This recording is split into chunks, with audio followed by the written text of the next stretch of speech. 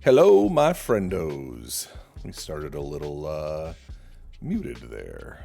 So let me see if I can turn this down just a little.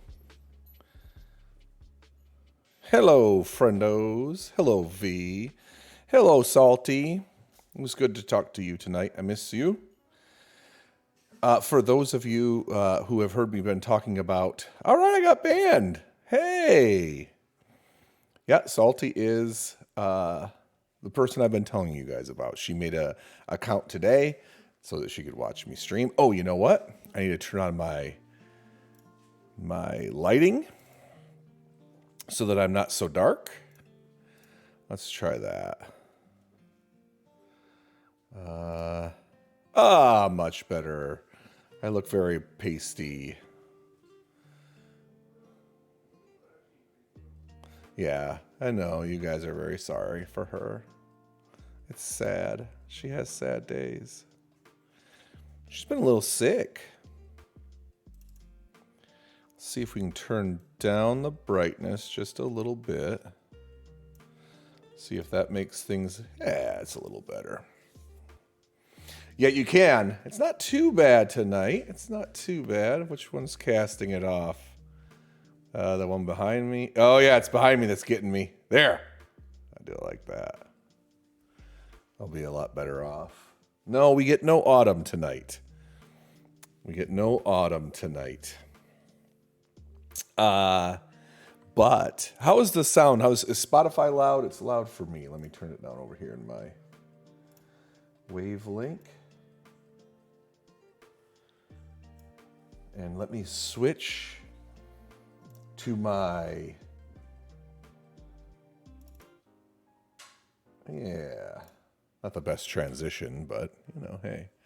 We're just getting started. I've got my Made in Detroit shirt on here. You guys are seeing the stream for the first time. I hope I sound better. Joe, I ordered a mic cover for this, but I also did some messing around with the EQ, and I've angled the microphone a little bit. Apparently that can help. Sounds a little better to me, but I think I am a little SE. So, I can also upload an SE filter if I need one, but I don't think I do. I think I've got it sort of figured out. So, still there, but not as bad. Good. Yep, we'll try the little condom. A little better than Discord, actually. Well, I've been messing with it today, in particular, Scroll Keeper. But yeah, as long as it sounds good. Mic condom, mic cover, as they're also called.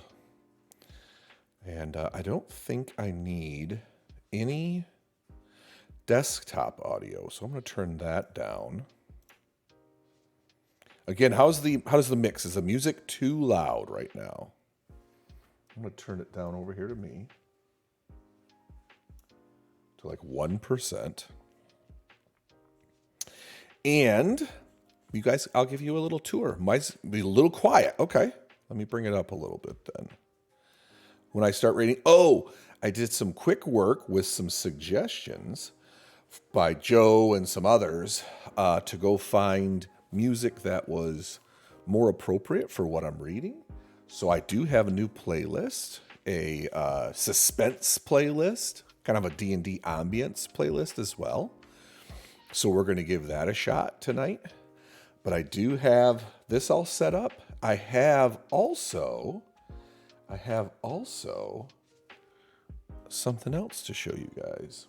Later, if we get a chance, we're going to try to homebrew.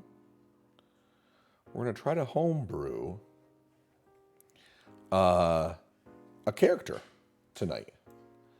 And I'm using Homebrewery for their stuff. I haven't used it much at all, so be patient with me. I'm going to be learning on this.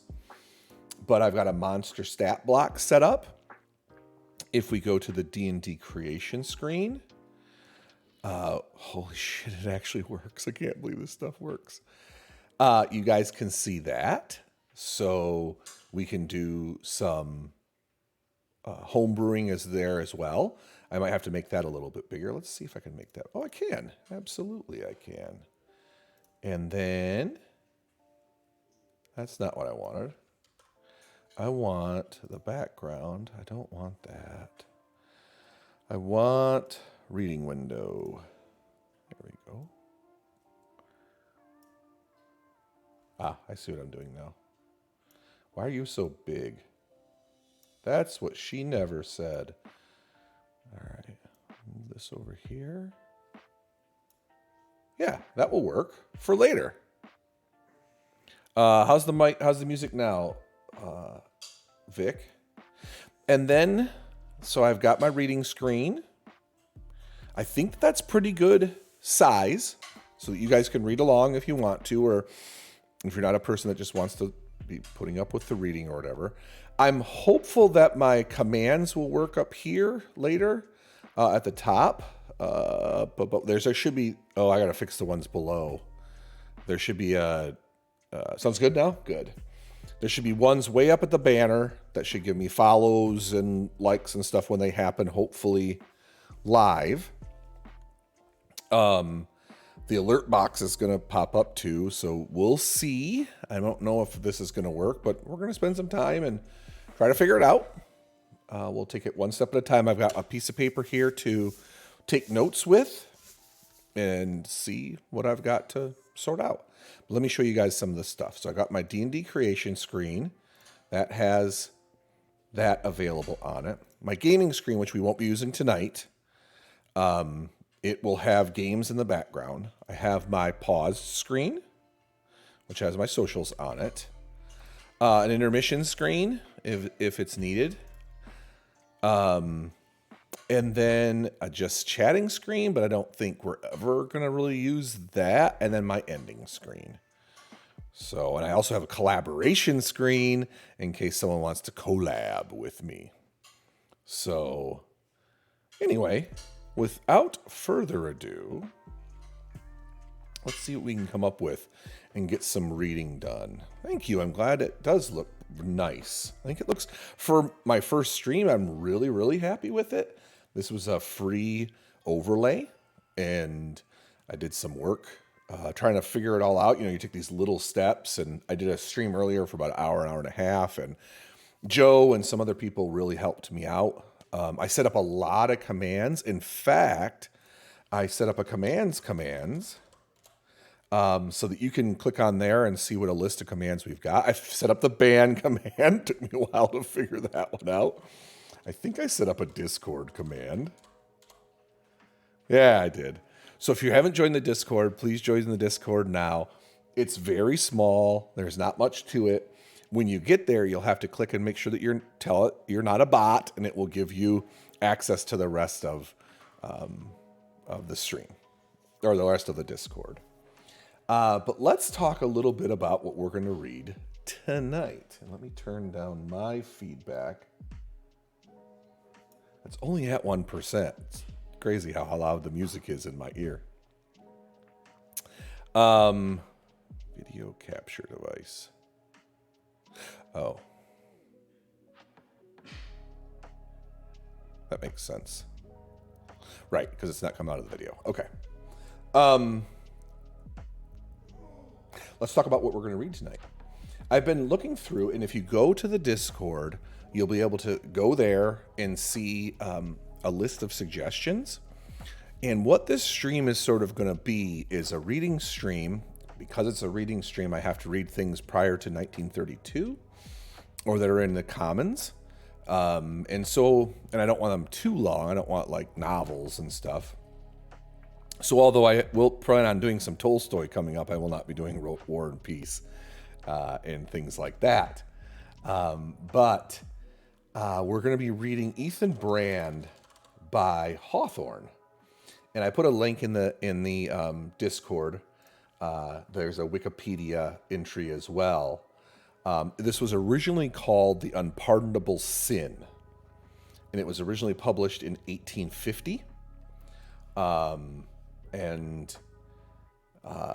Hawthorne wrote it. I thought it would be a really cool way of reading you guys some Hawthorne, but also give us a character to maybe make either a monster about or an NPC, although I only have a monster stat block set up right now. So we'll probably make Ethan Brand into a monster, and I think you guys will see why I'm choosing the word monster there on this one. It will give us sort of some options there to figure out. And hopefully that will make some sense to you guys. Before we get started, I haven't told a lot of you guys, we went to GalaxyCon in Virginia yesterday, the boys and I. And that was a lot of fun, man. That was a lot of fun. I say we go every year. This is our second year, but my plan is to bring them as long as they'll let me take them, you know. We went up at about 2 yesterday, so we kept Max out of school, and we got there, and we already had tickets. I had tickets for the day. We went in, and they busted out. Max was dressed as Luffy from One Piece. So we had been setting up that costume for a little while. It wasn't too hard. It was kind of OG Luffy, which is just kind of blue shorts, a red vest, a straw hat.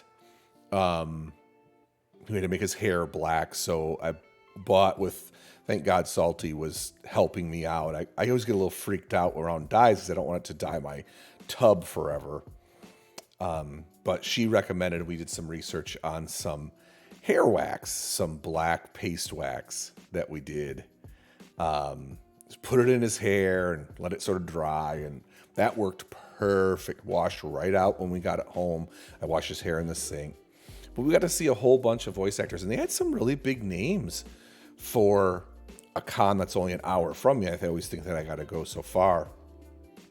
But they had Jonathan Frakes and William Shatner and Gates McFadden and a bunch of voice actresses. There was the person who does Ash Ketchum from Pokemon. There was a lot of One Piece characters. There was Brad from Rocky Horror Picture Show. There was Dave Foley, who I got to hang out with and talk to for a while. Everybody was really super nice. Everybody was just so nice. I went up and just sort of introduced myself and said hello and thanked the Star Trek people. Yeah, right? Dave was so nice, man. There was no one at his booth when I went by. There were very few people at his booth. Again, I think it's more just younger people. It was also a Friday, so it wasn't super busy. Oh, Dave Tennant was there. His booth was just, and it was right next to Shatner's, so they was just like, everybody was over there. And the guy who played Gimli on you know the movie I'm talking about. Dude who played Gimli. Yeah, it was constantly packed, V. And he was a champ, man. He was there for hours. Dude. And just kind. I would peek over. I got a little picture of him from a ways away just because I wanted to, say. I know. And I could give you a whole bunch more, Scroll People. If you want to pull up GalaxyCon in Virginia, you'll see all the names. And you'll recognize more than I would, especially what was his name? Saved by the Bell. Mark. He played Zach on there. He wasn't there yesterday, or at least wasn't there while I was there, but he was planning on being there. Some of the Power Rangers were there. Like I said, it was pretty cool, man. Mark Paul Gessler. Thank you. There you go. Yep, he was planning on being there. Bunch of wrestlers. They had like WWF and WWE wrestlers.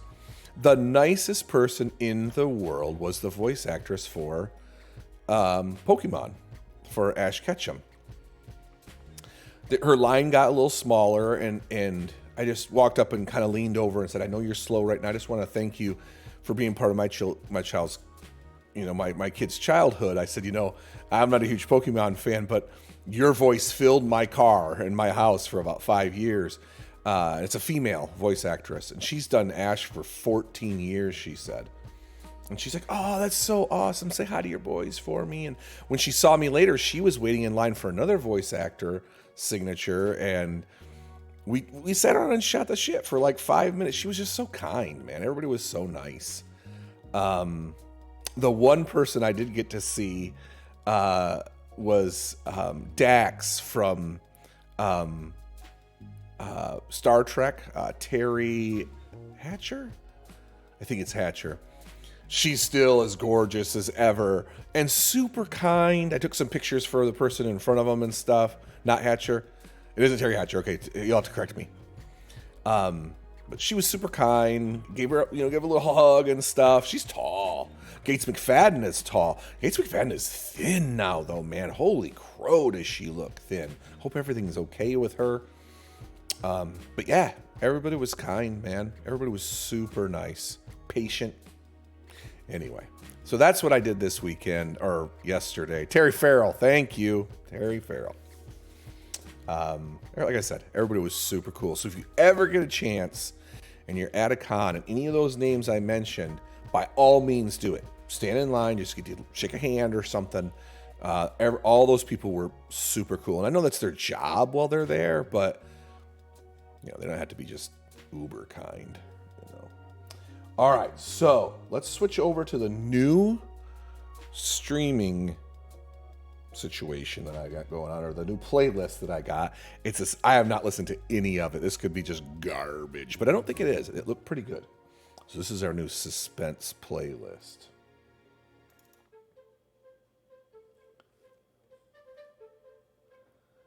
So we'll see how this goes. And we'll give a read to Ethan Brand. We'll see how far we get tonight. See how I've got my water here. I remember watching an interview with Gimli's actor. That's it. John Rhys Davies. That's it. He talked about how he used to think of cons in a snobbish British way and suddenly came to realize that so many called nerds were living lives so much more fulfilling than his fancy one. Yeah. Filled with imagination and such. It was a huge turning point in his life, and he loves cons so much now. Dude, that guy was there all day. Just like Ash Ketchum was there. She was just there. And then instead, like Gates McFadden, and I get it. They're a bigger name and they're recognizable by face. You wouldn't recognize Ash Ketchum because it's a female, right? You're looking for a young boy with dark hair, and she walks by and she's like 5'4", really pretty, by the way, really pretty woman.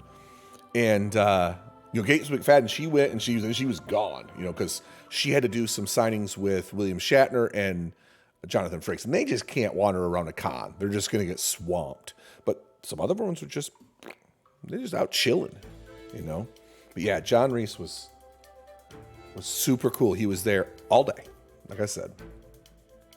All right. Ethan Brand by Nathaniel Hawthorne.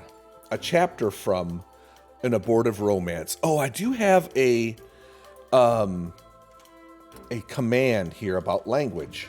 I don't think this one has any, but I wanted to make sure I gave you guys some background every time I start, and you guys will know. I've been talking about this on the Discord. I would love any feedback you want to give me, but I take it super seriously. We have to adhere to TOS, and there might be times when I have to adjust the language of something that we read to fit TOS. I don't want to whitewash things, though. I don't want to just obliterate and remove some of the history. I think about Huckleberry Finn with the use of the N-word. And I don't want to be like, just call him Jim, because it seems to get rid of the fact that he was part of chattel slavery and its brutality that went on for hundreds and hundreds of years. So I think I might use Slave Jim if I were to ever read Huckleberry Finn or something like this. But all these are within context, and as I need to change them, I will change them. I don't think there's anything for Ethan Brand, so if there is, we'll make some changes as we go. Bartram, the lime burner, a rough, heavy-looking man, begrimed with charcoal, sat watching his kiln at nightfall, while his son played at the building houses with the scattered fragments of marble. Going to assemble a pinup model? Perfect. Of marble, when on the hillside below them, they heard a roar of laughter. Not mirthful, but slow and even solemn. Like a wind shaking the boughs of the forest. "Father, what is that?" asked the little boy, leaving his play and pressing betwixt his father's knees. "How is the level of music?" Is it too high? Is it distracting? I'm trying to get that sorted out as I read, so any help would be great. Oh, sounds fine to you, Juju? Thanks, baby. Oh, some drunken man, I suppose, answered the lime burner, some merry fellow from the bar room in the village who dared not laugh loud enough within the doors lest he would blow the roof off the house. So here he is, shaking his jolly sides at the foot of Greylock. But father, said the child, more sensitive than the obtuse middle-aged clown, he does not laugh like a man who is glad. So the noise frightens me. Don't be a fool, child, cried his father gruffly. You'll never make a man, I do not believe. There is too much of your mother in you. I have known the rustling of a leaf to startle you. Hark, here comes the merry fellow now. You shall see that there is no harm in him. Bartram and his little son, while they were talking thus, sat watching the same lime kiln that has been the scene of Ethan Brand's solitary and meditative life before he began his search for the unpardonable sin.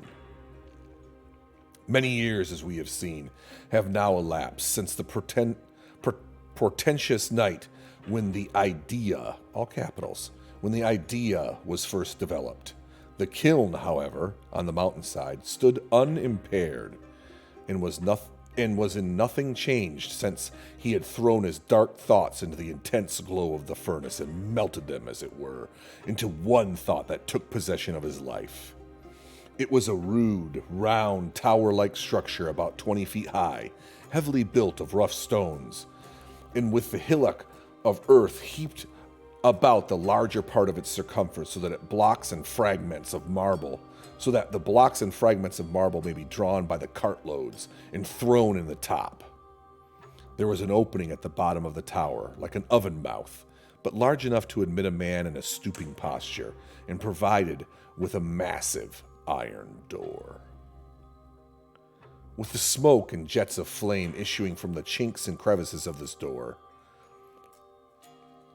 which seems to give admittance to the hillside, it resembled nothing so much as the private entrance to the infernal regions, which the shepherds of the Delectable Mountains were accustomed to show the pilgrims. There are many such lime kilns in that tract of the country for the purpose of burning white marble, which composes a large part of the substance in the hills. Some of them, built years ago and long deserted, with weeds growing in the vacant round of the interior, which is open to the sky, and grass and wildflowers rooting themselves into the chinks and stones, look already like relics of antiquity, and may yet be overspread with the lichens of centuries to come. Others, where the lime burner still feeds his daily and night-long fire, afford points of interest to the wanderer amongst the hills, who seats himself on a log of wood or a fragment of marble to hold a chat with the solitary man. It is a lonesome, and when the character is inclined to thought, may be intensely thoughtful occupation, as it provided in the case of Ethan Brand, who had mused to such strange purpose in days gone by while the fire in this kiln was burning. The man who now watched the fire was of a different order, and troubled himself with no thoughts, save the very few that were requisite to his business. At frequent intervals, he flung back the clashing weight of the iron door, and, turning his face from the insufferable glare, thrust huge logs of oak or stirred the immense brands with a long pole. Within the furnace were seen curling and riotous flames, and the burning marble almost molten with that intensity of heat, while without, the reflection of fire quivered on the dark intricacy of the surrounding forest and showed in the foreground a bright and ruddy little picture of the hut. The spring beside it, the door, the athletic and coal-begrimed figure of the lime burner, and the half-frightened child, shrinking to the protection of his father's shadow. And when again the iron door was closed, then reappeared the tender light of the half-full moon, which vainly strove to trace out the indistinct shapes of the neighboring mountains. And in the upper sky there was a flitting congregation of clouds, still faintly tinged with the rosy sunset, though thus far down in the mountain the sunshine had vanished long, long ago. The little boy now crept closer to his father. His footsteps were heard ascending the hillside, and a human form thrust aside the bushes that clattered beneath the trees. "Hello, who is it?" cried the lime burner, vexed at his son's timidity, yet half infected by it. "Come forward and show yourself like a man, or I'll fling this chunk of marble at your head." That's how I usually greet people at my door. Just huck a chunk of marble at them. "You offer me a rough welcome," said the gloomy voice as the unknown man drew nigh. "Yet I neither claim nor desire a kinder one, even at my own fireside." To obtain a distincter view, Bartham threw open the iron door of the kiln, whence immediately issued a gush of fierce light that smote full upon the stranger's face and figure. To a careless eye, there appeared nothing very remarkable in his aspect, which was that of a man in a coarse brown country-made suit of clothes, tall and thin, with the staff and heavy shoes of a wayfarer. As he advanced, he fixed his eyes, which were very bright, intently upon the brightness of the furnace, as if he beheld or expected to behold some object worthy of note in it. "Good evening, stranger," said the lime burner. "Whence come you so late in the day?" "I come from my search," answered the wayfarer, "for at last it is finished." "Drunk or crazy," muttered Bartram to herself. "I shall have trouble with the fellow. The sooner I drive him away, the better." The little boy, all in a tremble, whispered to his father and begged him. I want to move that over here if I can. Begged him to shut the door of the kiln so that there might not be so much light, for that there was something in the man's face he was afraid to look at, yet could not look away from. And indeed, even the lime burner's dull and torpid sense began to be impressed by the indescribable something in the thin, rugged, thoughtful visage, with the grizzled hair hanging wildly about it, and those deeply sunken eyes which gleamed like fires within the entrance of the mysterious cavern. But, as he closed the door, the stranger turned towards him and spoke in a quiet, familiar way that made Bartram feel as if he were a sane and sensible man after all. "Your task draws at an end, I see," said he. "This marble has already been burning 3 days. In a few hours more will convert stone to lime." "Why, who are you?" exclaimed the lime burner. "You seem as well acquainted with my business as I am." "And well I may be," said the stranger, "for I followed the same crafts many a long year, and here too, on this very spot. But you are a newcomer in these parts. Did you ever hear of Ethan Brand?" "The man went in search of the unpardonable sin?" asked Bartram with a laugh. "The same," answered the stranger. Okay, we can put it here, I think. "He has found what he has sought, and therefore he comes back again." "What? Then you're Ethan Brand himself?" cried the lime burner in amazement. "I'm a newcomer here, as you say, but call it 18 years since you left the foot of Greylock. But I can tell you, the good folks still talk about Ethan Brand in the village yonder, and what a strange errand took him away from his lime kiln. Well, so you have found the unpardonable sin?" "Even so," said the stranger calmly. "If the question is a fair one," proceeded Bartram, "where might it be?" Ethan Brand laid a finger on his own heart. "Here," replied he. And then, without mirth in his countenance, but as if moved by an involuntary recognition of those infinite absurdity of seeking throughout the world for what was the closest of all things to himself, and looking into his heart, every heart save his own, for what was hidden in no other breast, he broke into a laugh of scorn. It was the same slow, heavy laugh that almost appalled the lime burner when it heralded the wayfarer's approach. The solitary mountainside was made dismal by it. Laughter, when out of place, mistimed, or burst forth from a disordered state of feeling, may be the most terrible modulation of the human voice. The laughter of one asleep, even if it be a little child, the madman's laugh. The wild, screaming laugh of a born idiot. Are sounds that we must sometimes tremble to hear, and would always willingly forget. Poets have imagined no utterance of friends or hobgoblins so fearfully appropriate as a laugh, and even the obtuse lime-burner felt his nerves shaken as the strange man looked inward at his own heart and burst into laughter that rolled away into the night and was indistinctly reverberated amongst the hills. "Joe," said he to his little son, "scamper down to the tavern in the village and tell the jolly folks there that Ethan Brand has come back and he has found the unpardonable sin." "Not you, Joe. Little Joe." You done? Good night, buddy. Love you. Take your cane. I'm going to show the crew the cane you got at the stream or at this con. Do they want to see it? Yeah. Check them out. This is Max. He got a sword cane at the con. Dear God. We're all going to die. Whose cane is it? Brooke from One Piece. Nice. So you might be Brooke next year. Yes. All right. Good night, buddy. Good night. I'll get you. Oh, set your alarm for tomorrow, okay? Got to make another costume. That's exactly right. He had so much fun yesterday. It was so much fun to be with him. Oh, Dad. Yes, sir? Did you tell them about how I got my hat signed? Yeah, he got his hat signed by the voice actress of Luffy. So, pretty awesome. Pretty awesome.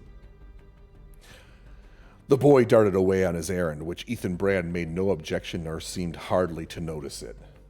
He sat on a log of wood, looking steadfastly at the iron door of the kiln, when the child was out of sight and his swift and light footsteps ceased to be heard treading on the fallen leaves, and then the rocky mountain path, the lime burner began to regret his departure. He felt that the little fellow's presence had been a barrier between himself and his guest, and that he must now deal, heart to heart, with a man who, on his own confession, had committed the only crime for which heaven could afford no mercy. That crime and its indistinct blackness seemed to overshadow him. The lime burner's own sins rose up within him and made his memory riotous with the throng of evil shapes that asserted their kindred and with the master sin, whatever it may be, which it was within the scope of the man's corrupt nature to conceive and cherish. They were all of one family. They went to and fro in his breast, and Ethan Brand's, and carried dark greetings from one to the other. Then Bartram remembered the stories which he had grown traditionary in the reference to the strange man, who had come upon him like a shadow of the night, and was making himself at a home in his old place. After so long absence that the dead people, dead and buried for years, would have had more right to be at his home, in any familiar spot, Ethan Brand, it was said, had conversed with Satan himself in the lurid blaze of this very kiln. The legend had the matter of mirth heretofore, but looked grisly now. According to this tale, before Ethan Brand departed on his search, he had been accustomed to evoke a fiend from the hot furnace of the lime kiln, night after night, in order which to confer with him about the unpardonable sin. The man and the fiend each laboring to frame the image in some mode of guilt, which could neither be atoned for nor forgiven. And with the first gleam of light upon the mountain top, the fiend crept in at the iron door, there to abide in the intensest element of fire, until again summoned forth to share the dreadful task of extending the man's possible guilt beyond the scope of heaven's else infinite mercy. While the lime burner was struggling with the horror of these thoughts, Ethan Brand rose from the log, flung the door open to the kiln. The action was in such accordance with the idea in Bertram's mind that he almost expected to see the evil one issue forth, red hot from the raging furnace. "Hold, hold!" cried he, with a tremendous attempt to laugh, for he was ashamed of his fears, though they now overmastered him. "Don't for mercy's sake bring out your devil now." Man, sternly replied Ethan Brand, what need have I of the devil? I have left him behind me on my track. It is with such halfway sinners as you that he busies himself. Fear not, because I open the door. I do but act by old custom, and I'm going to trim your fire, like a lime burner as I once was. He stirred the vast coals, thrust in more wood, and bent forward to gaze into the hollow prison house of the fire, regardless of the fire's glow that reddened upon his face.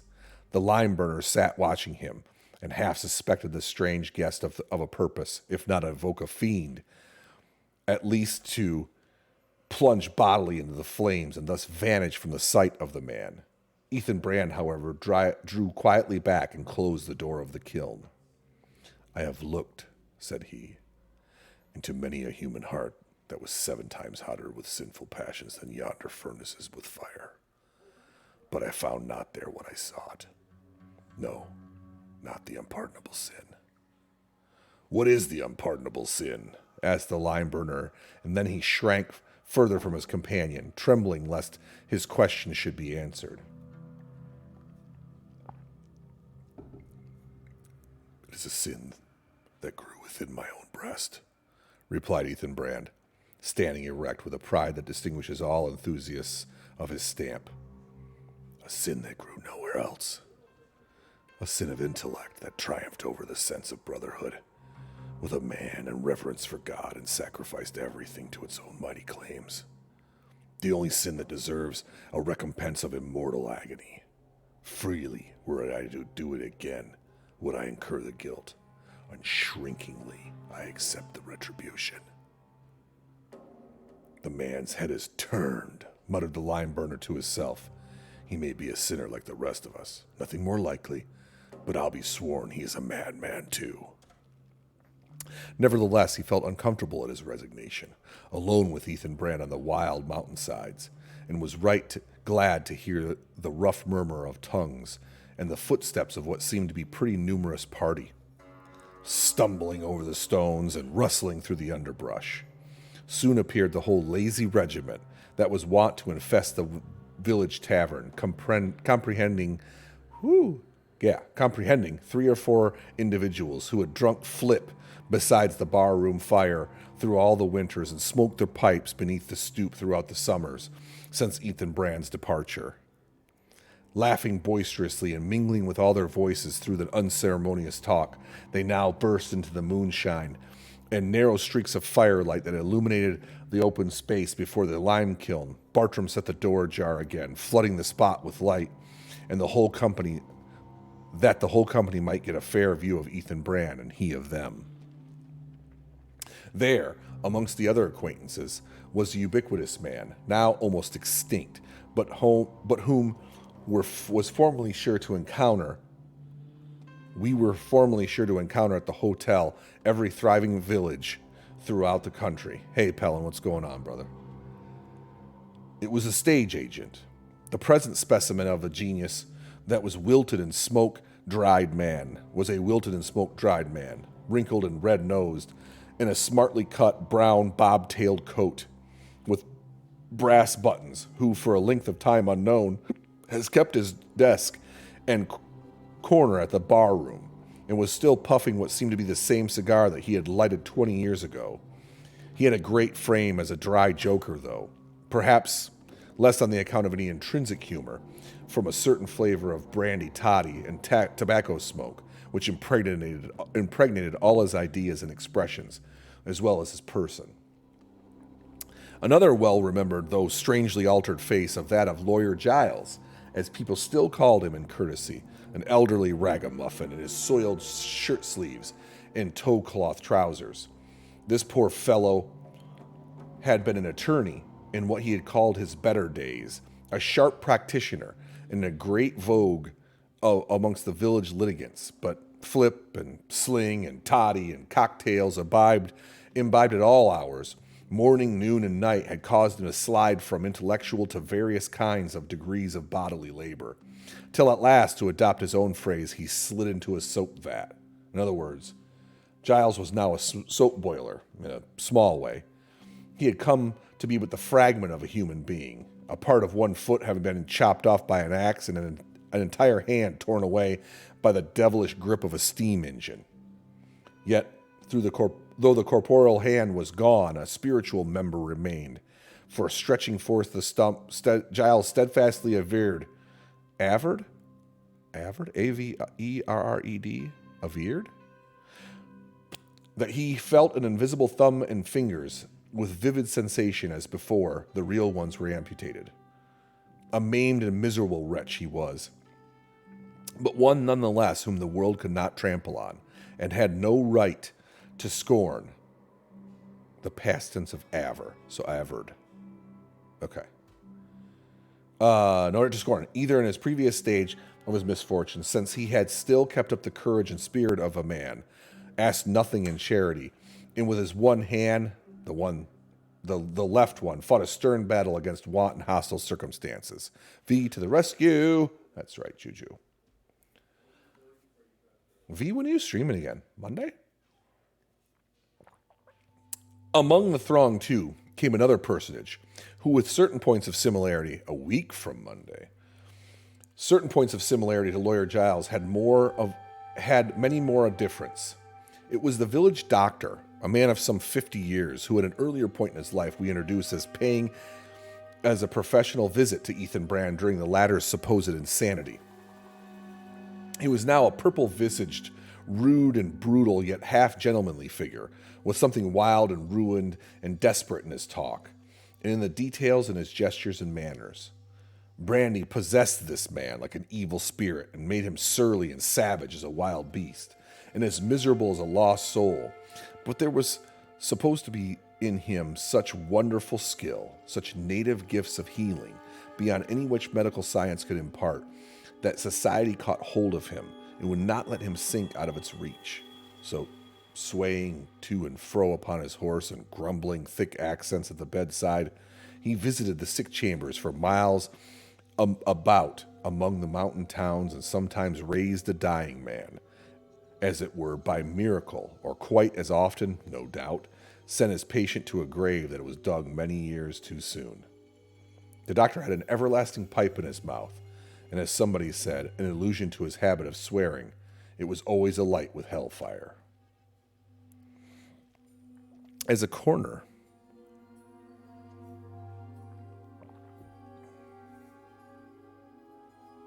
now I want an everlasting gobstopper. It's not how it works, Jules. These three worthies pressed forward and greeted Ethan Brand, each after his own fashion, earnestly inviting him to partake the contents of a certain black bottle in which, as they averred, he would find something far better worth seeking than the unpardonable sin, no mind, which is wrought itself by the intense and solitary meditation into a high state of enthusiasm, can endure the kind of contrast with the low and vulgar modes of thought and feeling to which Ethan Brand was now subjected. It made him doubt, and is strange to say it was a painful doubt, whether he'd indeed found the unpardonable sin and found it within himself. The whole question on which he has exhausted his life, and more than life, looked like a delusion. He averred. Okay, thank you. Leave me, he said brittlely, ye brute beasts that have made yourselves so, shriveling up your souls with fire liquors. I have done with you. Years and years ago I have groped into your hearts and found nothing there for my purpose. Get ye gone. Why, you uncivil scoundrel, cried the fierce doctor. Is that the way you respond to the kindness of your best friends? Then let me tell you the truth. You have no more found the unpardonable sin than yonder boy Joe has. There you are, Joe. Than yonder boy Joe has. But are but a crazy fellow. I told you 20 years ago. Neither better nor worse than a crazy fellow, and a fit companion of old Humphrey here. He pointed to the old man, shabbily dressed, with long white hair, thin visage, and unsteady eyes. He called you, yonder boy. You're a yonder boy. For some years past the age this person had been wandering about the hills, inquiring of all travelers whom he met for his daughter. This girl, it seemed, had gone off with a company of circus performers, and occasional tidings came to the village, and fine stories were told of her glittering appearance as she rode on horseback, in the ring, or performed marvelous feats on the tightrope. It is now, Joe. The white-haired father now approached Ethan Brand and gazed unsteadily into his face. "They tell me you've been all over the earth," he said, wringing his hands with earnestness. "You must have seen my daughter, for she makes a grand figure in the world, and everybody goes to see her. Did she send any word to her father or say when she was coming back?" Ethan Brand's eyes quailed beneath the old man's. That daughter from whom he so earnestly desired a word of greeting was the Esther of our tale, and the very girl whom, with such cold and remorseless purpose, Ethan Brand had made the subject of a psychological experiment, and wasted, absorbed, and perhaps annihilated her soul in the process. "Yes," murmured he, turning away from the hoary wanderer, "it's no delusion. There is an unpardonable sin." While these things were passing, a merry scene going forward in the area of cheerful light, besides the spring and before the door of the hut. A number of the youth of the village, young men and girls, had hurried up the hillside, impelled by curiosity to see Ethan Brand, the hero of so many legends familiar in their childhood. Finding nothing, however, very remarkable in his aspect, nothing but a sunburnt wayfarer in plain garb and dusty shoes, who sat looking into a fire as if he fancied pictures amongst the coals, these young people steadily grew tired of observing him. As it happened, there was another amusement by hand. An old German Jew, traveling with a diorama on his back, was passing down the mountain road towards the village as the party turned aside from it, in hopes of eking out some of the profits of the day. The showman had kept the company of the lime kiln. "Come, old Dutchman," cried one of the young men, "let's see your pictures, if you can swear they're worth looking at." "Oh, yes, Captain," answered the Jew, which was matter-of-fact courtesy or craft. He styled everybody Captain. "I shall show you, indeed, some very superb pictures." Again, we come back to language in calling this man just flat out a Jew. So if you'd like to do exclamation point language, check it out. So placing his box in the proper position, he invited the young men and girls to look through the glass orifices of the machines and proceed to exhibit a series of the most outrageous scratchings and daubings as specimens of the fine arts that ever an itinerant showman had the face to impose upon his circle of spectators. The pictures were worn out, moreover, tattered full of cracks and wrinkles, dingy with tobacco smoke, and otherwise in the most pitiable condition. Some purported to be of cities, of public edifices, and ruined castles in Europe, and others represented Napoleon's battles and Nelson's sea fights.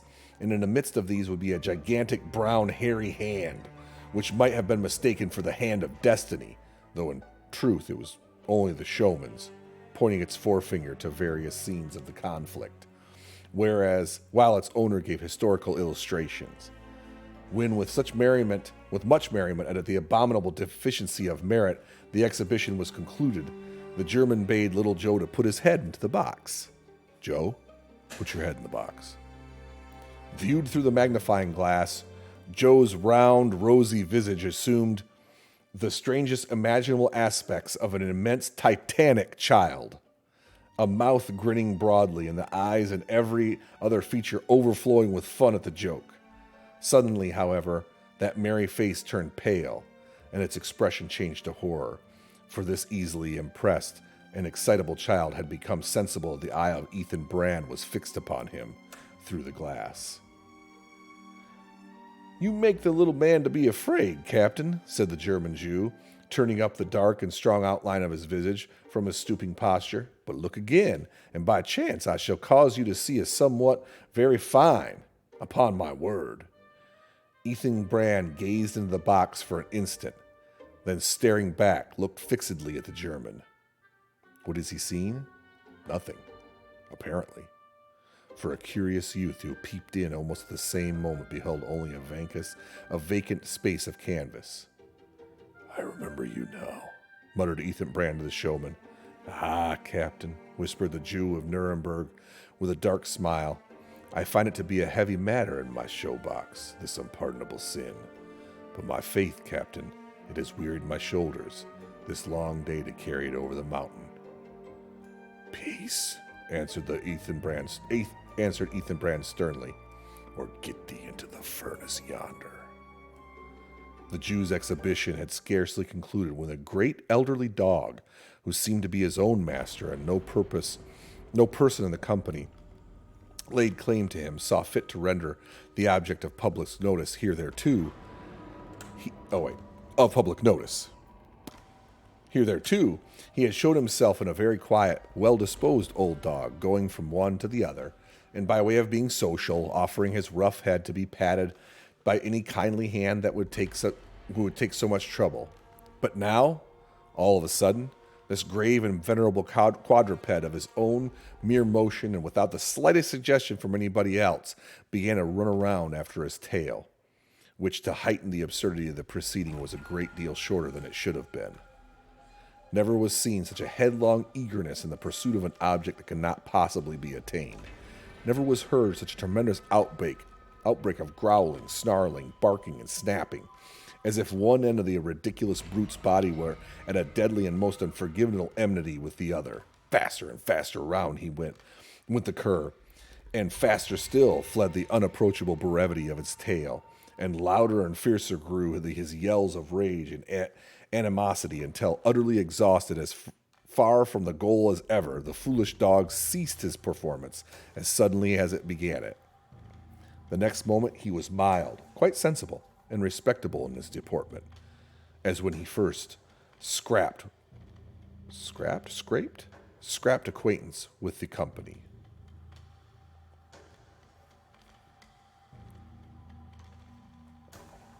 As may be supposed, the exhibition was greeted with universal laughter, clapping of hands, and shouts of encore, to which the canine performer responded by wagging his tail, all there was to wag of it. But there appeared totally unable to repeat his very successful effort to amuse the spectators. Meanwhile, Ethan Brand had resumed his seat upon the log, and moved, it may be, by a perception of some remote analogy between his own case and that of the self-pursuing cur, he broke into that awful laughter, which more than any other token expressed the condition of his inward being. From that moment, the merriment of the party was at an end. They stood aghast, dreading lest the inauspicious sound should be reverberated around the horizon, and that the mountain would thunder it to mountain, and so the horror be prolonged upon their ears. Then, whispering one to another, it was late. The moon had almost gone down. The August night was growing chill. They hurried homewards, leaving the lime burner and little Joe to deal with, as they might, with their unwelcome guest. Save for these three human beings, the open space of the hillside was a solitude, set in a vast gloom of forest. Beyond that darksome verge, the firelight glimmered on the stately trunks and almost black foliage of pines, hey Jelly, intermixed with the light verdure of saplings, oaks, maples, and poplars, while here and there lay gigantic corpses of dead trees decaying on loose-strewn soil. And it seemed to little Joe, a timorous and imaginative child, that the silent forest was holding its breath until some fearful thing should happen. Ethan Brand thrust more wood into the fire and closed the door of the kiln. Then, looking over his shoulder at the lime burner and his son, he bade rather than advised them to retire to rest. For myself, I cannot sleep. I have matters that concern to me to meditate upon. I will watch the fire, as I used to do in the old time. Hey V, can you give Jelly a shout out, please? And call the devil out of the furnace to keep you company, I suppose, muttered Bartram, who had been making intimate acquaintance with the black bottle above mentioned. Thank you. But watch if you like, and call as many devils as you like. For my part, I shall be at the better for a snooze. Come, Joe. As the boy followed his father into the hut, he looked back at the wayfarer, and tears came to his eyes, for his tender spirit had an intuition of the bleak and terrible loneliness that this man that had enveloped himself. When they had gone, Ethan Brand sat listening to the crackling of the kindling wood and looking at the little spirits of fire issue through the chinks of the door. These trifles, however, once so familiar, had but the slightest hold of his attention, while deep within his mind he was reviewing the gradual but marvelous change that had wrought upon him by the search to which he had devoted himself. He remembered how the night dew had fallen upon him, how the dark forest had whispered to him, how the stars had gleamed upon him, a simple and loving man, watching his fire in the years gone by, ever musing as it burned. He remembered with what tenderness, with what love and sympathy for mankind, and what pity for human guilt and woe, he had first begun to contemplate those ideas which afterwards had become an inspiration of his life, and with what reverence he had then looked into the heart of man, viewing it as a temple originally divine, and however desecrated, still to be held sacred by a brother. With what awful fear he had deprecated the success of his pursuit, and prayed that the unpardonable sin might never be revealed to him. Then ensued that vast intellectual development which, in its progress, disturbed the counterpoise between his mind and heart. The idea that possessed his life had operated as a means of education. It had gone on cultivating his powers up to the highest point to which they were susceptible, and had raised him from the level of unlettered laborers to a stand on the starlit eminence, whither the philosophers of the earth, laden with the lores of universities, might vainly strive to clamber after him. So much for the intellect. But where was the heart? That indeed had withered, had contracted, had hardened, had perished. It had ceased to partake in the universal throb. He had lost his hold of the magnetic chain of humanity. He was no longer a brother man, opening the chambers of the dungeons of our common nature by the key of the holy sympathy, which gave him a right to share in all of its secrets. He was now a cold observer, looking on mankind as the subject of his experiment, and at length converting man and woman to be his puppets, and pulling the wires that moved them to such degrees of crimes that were demanded for his study.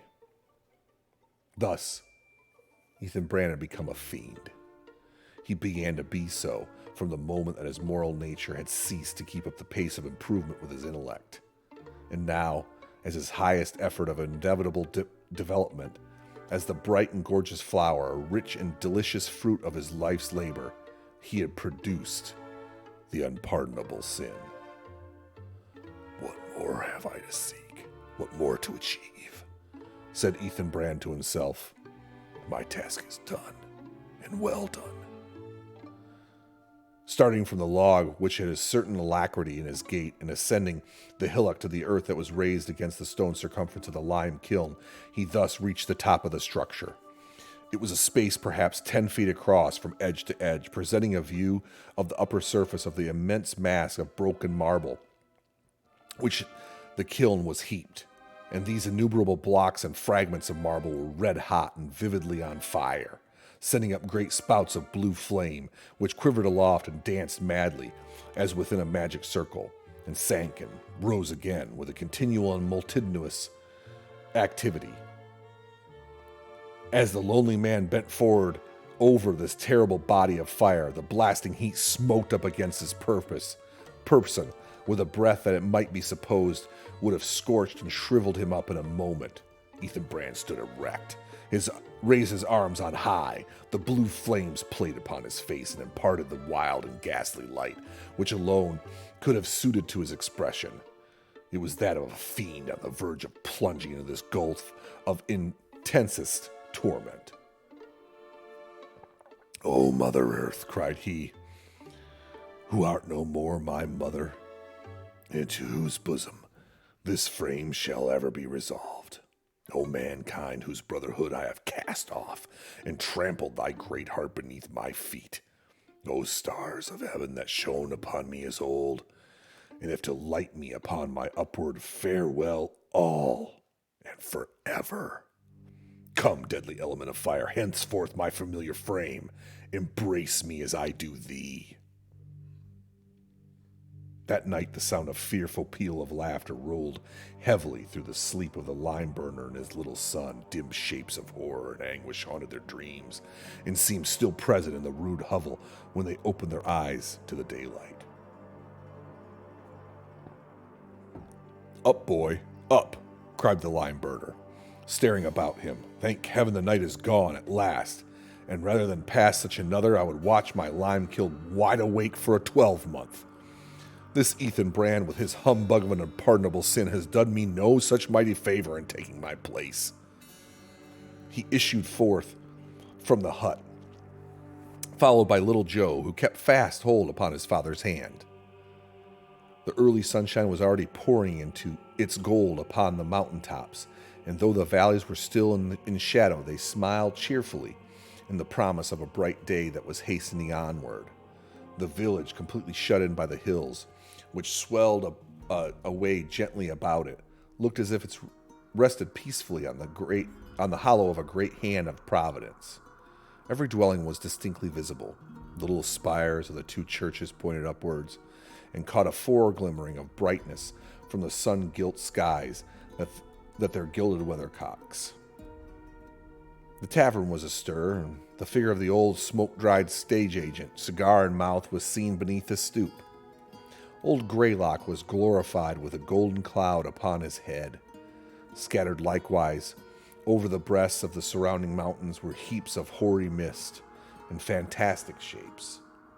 Some of them far down the same family are Mr. Cloud, some of them far down into the valley, and others high up in the summits, and still others of the same family of Mr. Cloud hovering in the gold radiance of the upper atmosphere, stepping from one to another in the clouds that rested on the hills, and thence the lofty brotherhood that sailed in the air. It seemed almost as if a mortal man might thus ascend into the heavenly regions.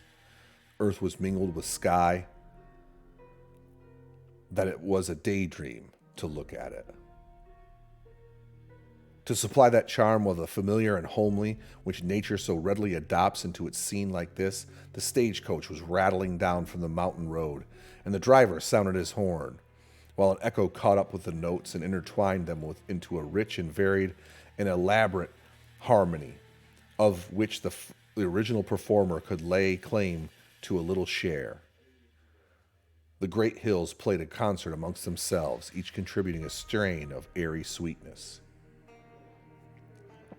Little Joe's face brightened at once. "Dear father," cried he, skipping cheerily to and fro, "that strange man is gone, and the sky and the mountains all seem glad for it." "Yes," growled the lime burner with an oath, "but he has let the fire go down, and no thanks to him if 500 bushels of lime are not spoiled. If I catch the fellow hereabouts again, I shall feel like tossing him into the furnace." With his long pole in hand, he ascended to the top of the kiln. After a moment's pause, he called to his son. "Come up here, Joe," said he. So little Joe ran up the hillock and stood by his father's side. The marble was all burnt to perfect snow-white lime, but on its surface, in the midst of the circle, snow-white too, and thoroughly converted into lime, lay a human skeleton, in the attitude of a person who after long toil lies down to long repose. Within the ribs, strange to say, was the shape of a human heart. Was the fellow's heart made of marble? Cried Bartram in some perplexity at this phenomenon. At any rate, it's burnt into what looks like special good lime, and, taking all the bones together, my kiln is half the bushel the richer for him. So saying, the rude lime burner lifted his pole and let it fall upon the skeleton. The relics of Ethan Brand were crumbled into fragments. And that, my friendos, is Hawthorne's Ethan Brand, read to you by myself, Diomedes, in our first stream here. Hey, Cookie. What's going on, brother? So, I've been thinking about this a little bit. Diomedes. Let's move over to the creation screen here. Ooh, burgers. What kind of burgers you got there, Cookie?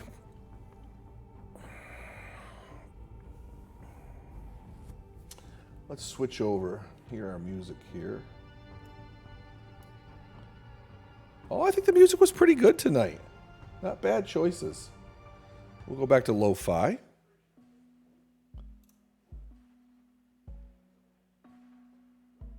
I want this up there. Cool. Bacon cheeseburgers with fries and gravy. Was that a diet meal tonight, Cookie? Was that on your diet, young man?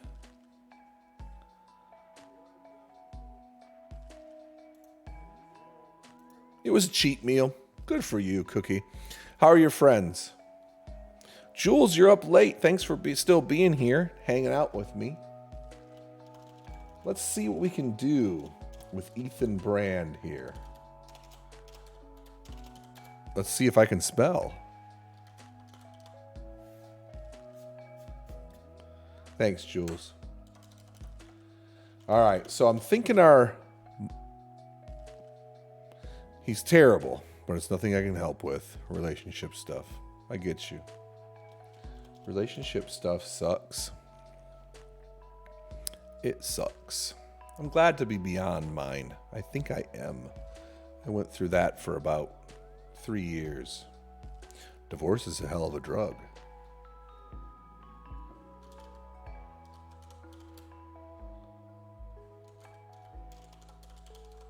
So, I'm thinking about making Ethan Brand into a monster. He does sound kind of like he belongs to a Call of Cthulhu game. We've got a medium humanoid as our size. What should his alignment be?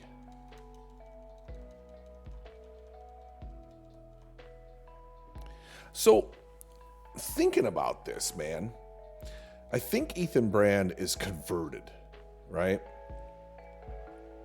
He's no longer like just normal human. Neutral evil? So I'm thinking about that. Does his search... No, I don't know. Does his search... Neutral evil? Okay, let's put it down there for now. You guys will learn that I am a terrible speller, so I apologize. Fix anything if you see it. But I'm wondering, he's searching for this unpardonable evil. Does that make him lawful? I don't think it does, because he described earlier that he converted these souls to do these experiments on. So I don't think he gives a shit. I think he just has turned evil. I think that's a really good point. We know what he wore.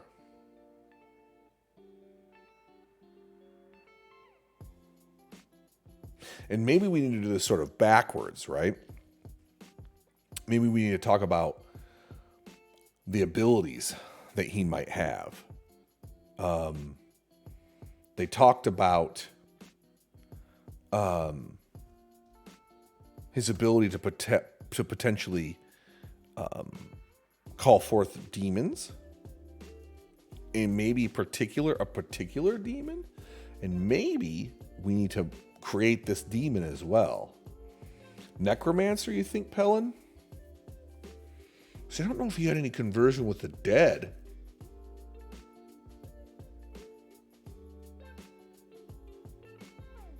What about languages?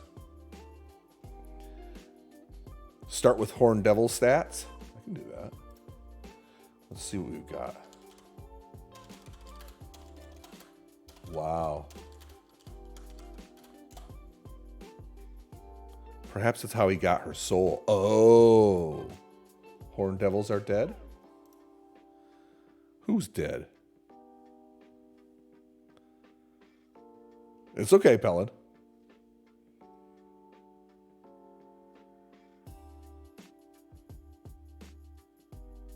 You know, that's not bad, V. I like that. Holy fucking hit points. And if I had the power to summon demons, let's get real, I would. In the description, horned devils are lazy to the point of belligerence and reluctant to put themselves in harm's way. Moreover, they hate and fear any creature stronger than themselves. When they are sufficiently provoked and antagonized, the fury of these fiends can be terrifying.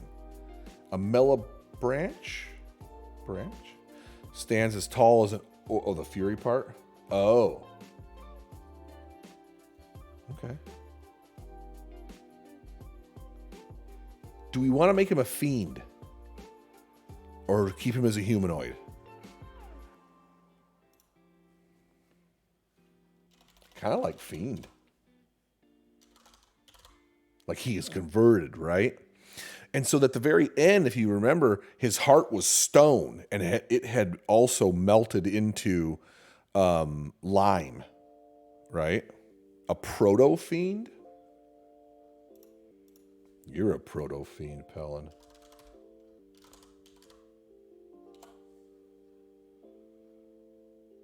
Is there a proto-fiend 5e? Just describe him as looking like an old ruddy man, like a sunburnt dude. Like the kids described him as a sunburnt person.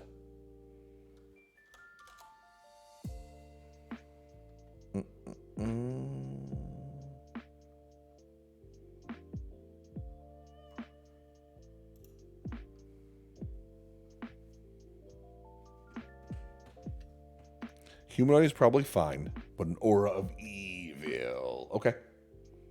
All right. We'll do humanoid then. Do we want to give him an aura?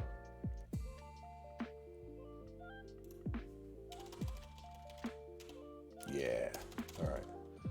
Aura of evil. Evil with many E's to the evil. Just give him aura of evil. What should this aura be? Should it grant him any powers? Should it make people discontent? Ooh, his laughter. We need to make his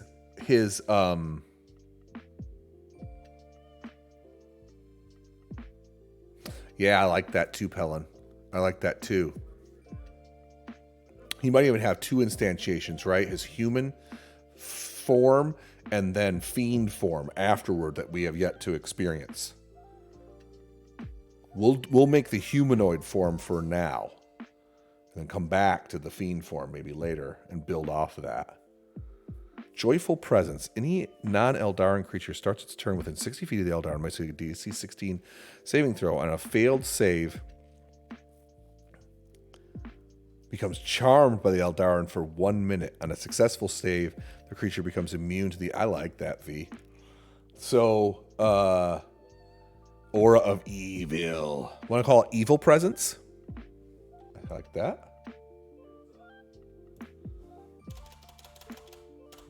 All right, evil presence.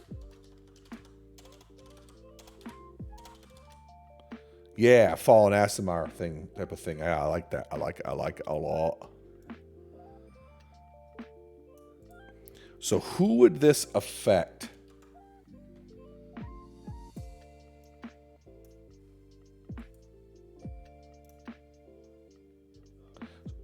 So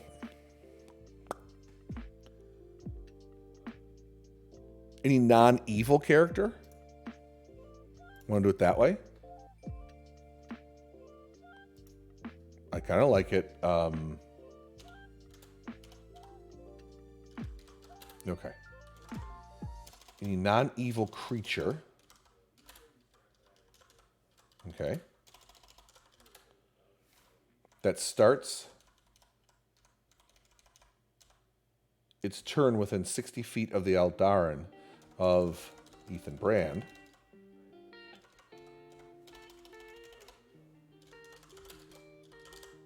Want Must make a DC 16 Wisdom saving throw. That's freaking high. Is that crazy high? Necrotic Shroud. Starting at 3rd level, you can use your action to unleash. 16 does feel high. Unleash the divine energy from within yourself, causing your eyes to turn into pools of darkness and 2 skeletal, ghostly, flightless wings to sprout from your back. Oh, Jesus. The instant you transform, the other creatures within 10 feet of you can see. You must succeed on a charisma saving throw. DC 8 was plus your proficiency bonus. Be from frightened. I like that. Yeah, I like that too, Joe. Yeah, I think that's right, V. DC 16 becomes DC 14.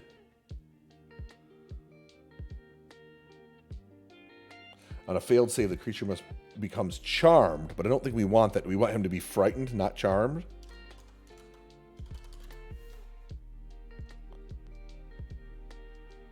Yeah.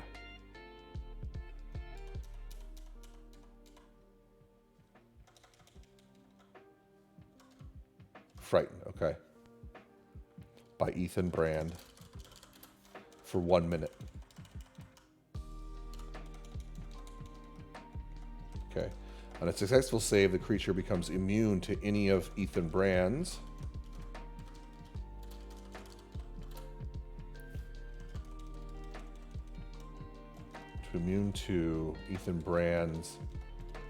evil presence for 24 hours. Dig, evil. Joe, did you want that necrotic shroud to be a attack? Or were you trying to bring that up as sort of a way of expressing this evil presence idea? It's right there level. Oh, it's an action though. So you like that as an attack, Joe? Oh, the presence idea. Okay. Yeah, either way, I like it.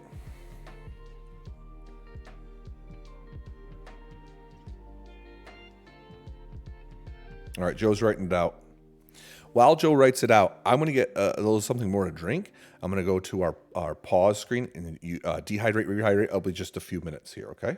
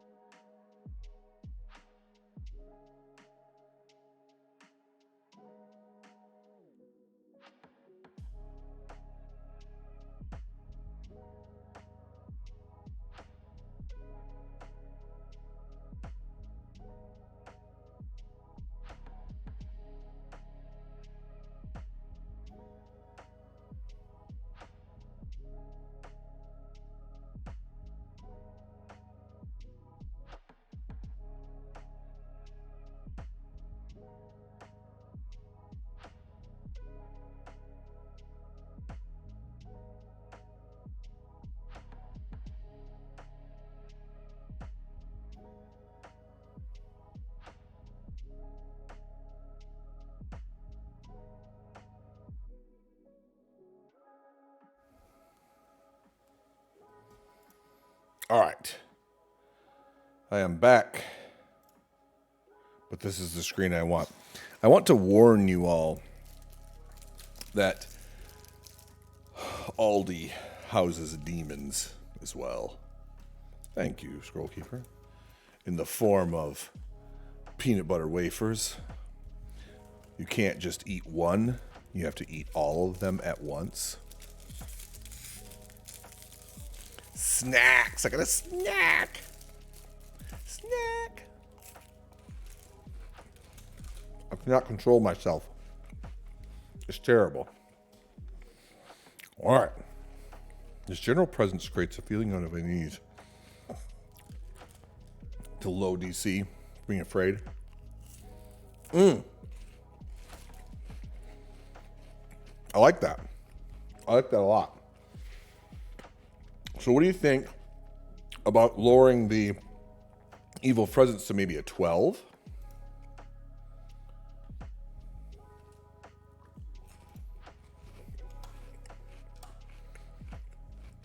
And then this necrotic shroud can be a 14. Yeah. Yeah. Yep. Exactly, V. You and Joe are on the same path. Okay. I like it a lot. All right, so what are we calling then?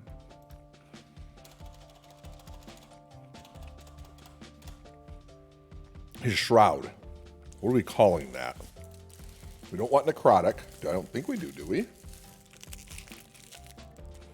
Oh.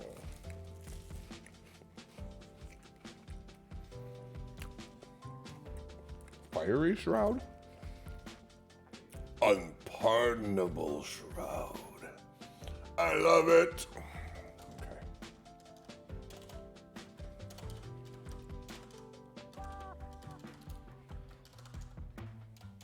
We're gonna do yeah, okay, you like these more? I think I did too.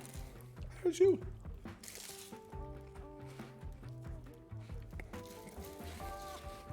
Okay. The unpardonable shroud it's not a weapon attack though. What the hell is it? Ah, I brought my water. I'll be right back. Hold please.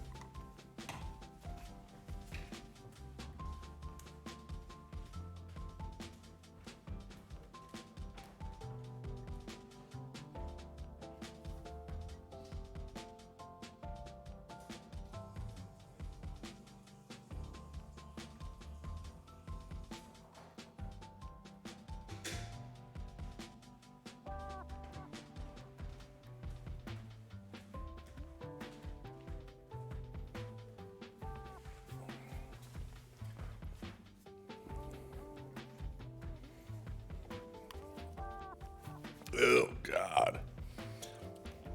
That is some bastard shit right there. So are we putting this unpardonable shroud, are we making it a one of his abilities? I think we are. We're not making it an attack. Yeah, okay. Cool, let's do it.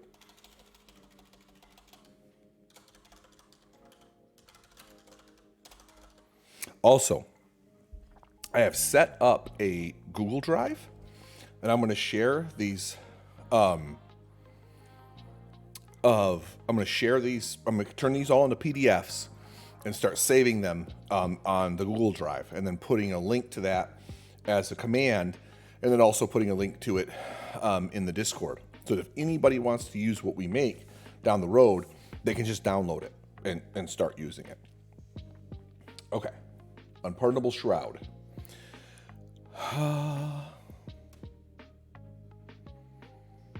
We're going to grab this necrotic shroud and copy it.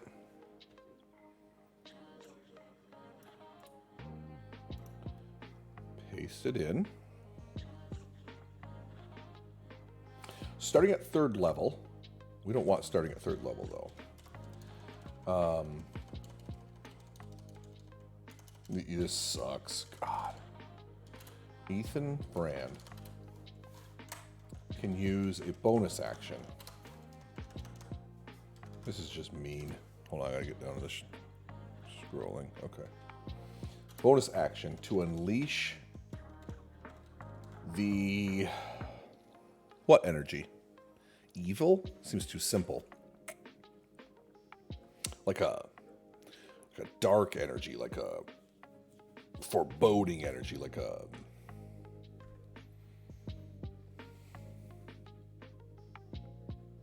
Something just terrible.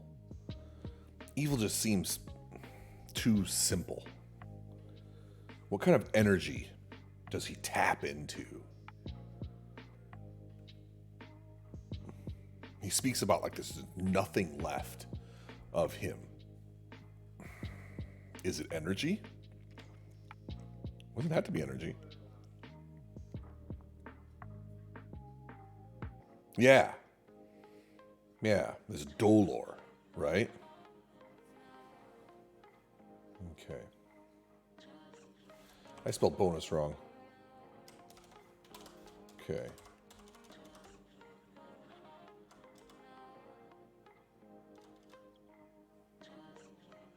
Embrace the nothing.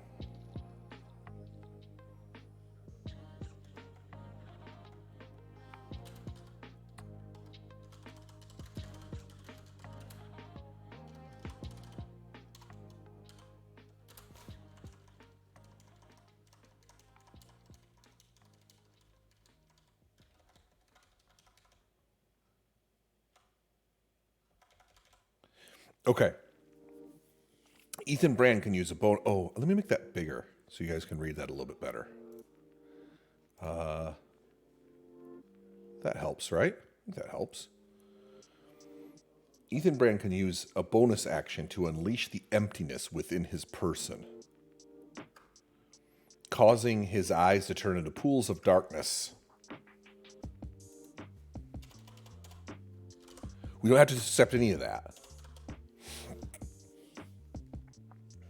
And Joe, you talked about not wings, but like smoke coming around him. Pools of smoky darkness. Swirling darkness.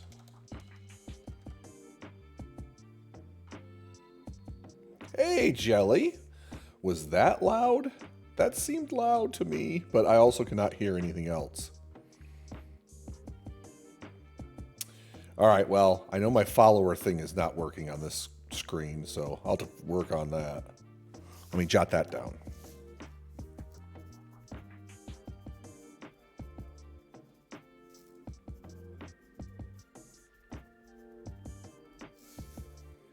And you didn't hear the alert?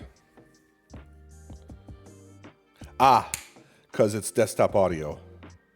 I have it set to monitor only.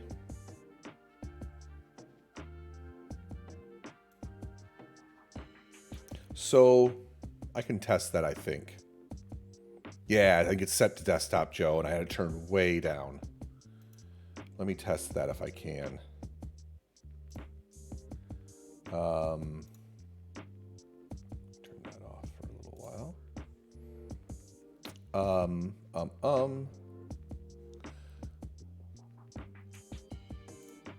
Dashboard.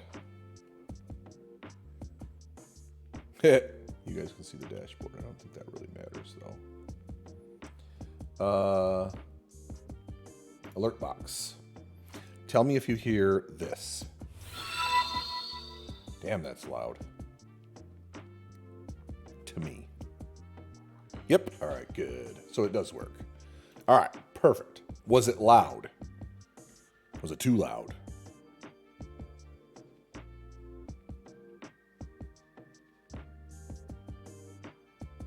Not too loud for me. All right, V. Cool.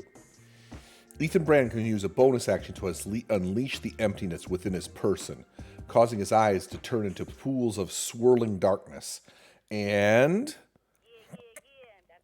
tendrils of smoke.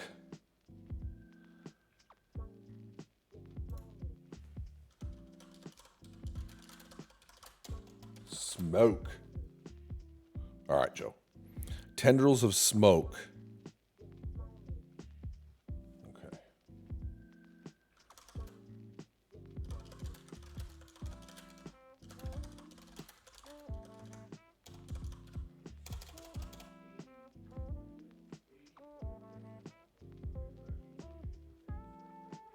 How big do we want this AoE to be, you guys? How big do you want it, V? 5 feet? 10 feet? This unpardonable shroud? I think 10 feet. Okay. That's what we were pulling from it from before. Okay. 5 feet wouldn't leave his person. 10 feet is better. Okay. Rise from around his person and expand out.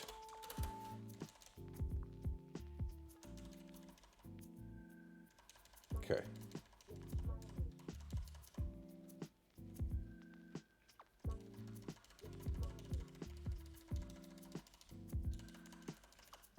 All creatures within 10 feet of you that can see you. No. All creatures within 10 feet of you must each succeed on a charisma saving throw. Do you like charisma for this? Or should we change it to something else? The first one is a wisdom saving throw. Do we want to just keep wisdom?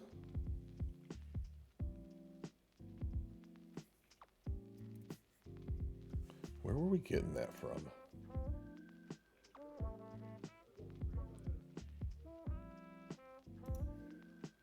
Charisma would be good. Okay. Do you want charisma for both? Or do you want the evil presence to be wisdom and this one to be charisma? Okay. I like it too. All right. We'll leave it then. Charisma saving throw. DC 8. Okay. On a... succeed on a DC 14. Charisma saving throw. And does this frighten them, V? Or what does it do?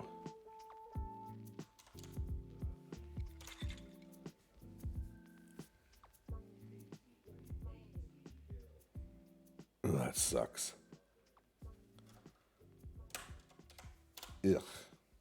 I don't want to fight this guy anymore. Okay.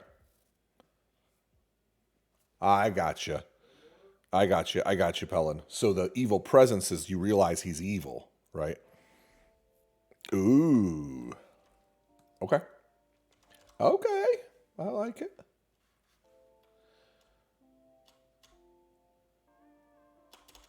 Okay.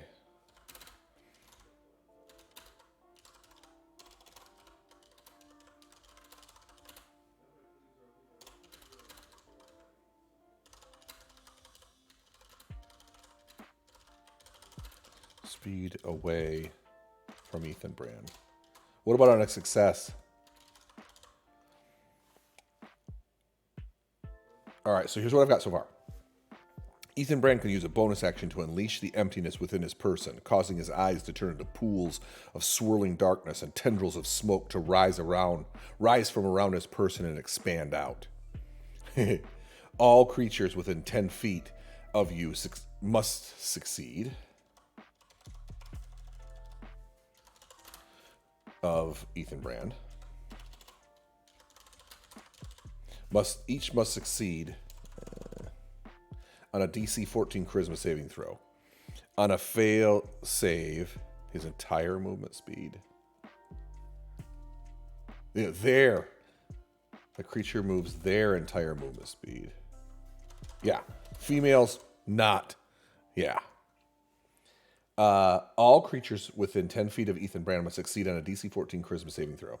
On a failed saving throw, the creature moves their entire movement speed away from Ethan Brand. Do we want anything to be done on a successful save or just no effect?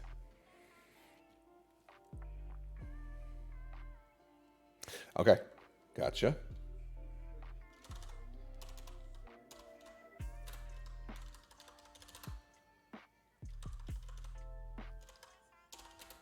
Immune for 24 hours. All right, I'm cool with it. The affected creature. Affect, effect. Affected creature? Affected, thank you. Can repeat. This is the saving throw at the end of their next turn. Okay, got it. Let me read it again. Thank you, Juju. Ethan Brand can use a bonus action to unleash the emptiness within his person, causing his eyes to turn into pools of swirling darkness and tendrils of smoke to rise from around his person and expand out. All creatures within 10 feet of Ethan Brand must succeed on a DC 14 charisma saving throw. On a failed save, the creature moves their entire movement speed away from Ethan Brand. The affected creature can repeat the saving throw at the end of their next turn. Cool. I like the idea of an attack pulling from the hurled flame of the Horned Devil. What do you guys think about that?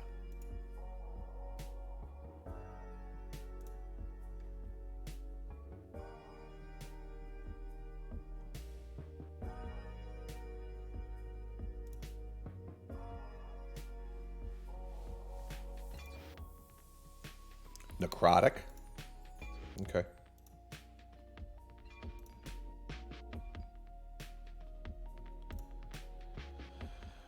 Oh, show me a better horned devil so I can just steal it. Just rip it off.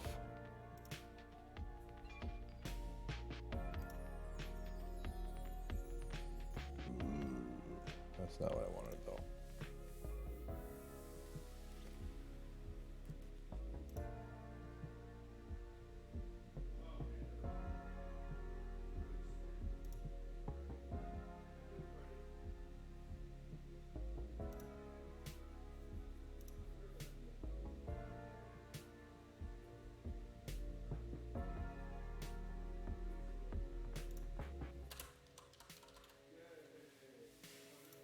Just trying to... Here we go. Hurl Flame.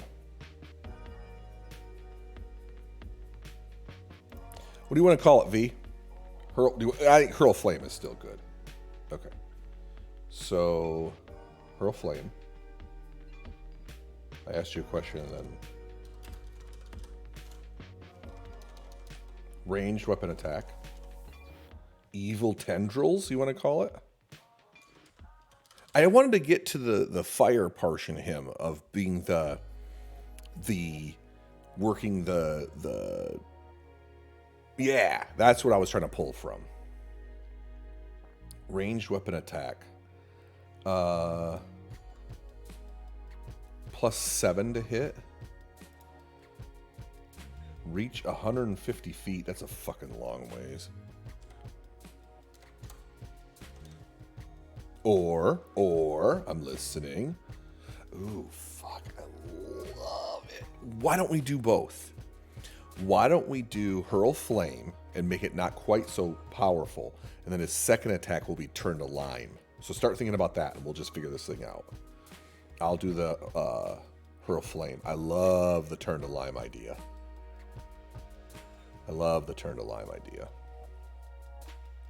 46 fire damage. Okay.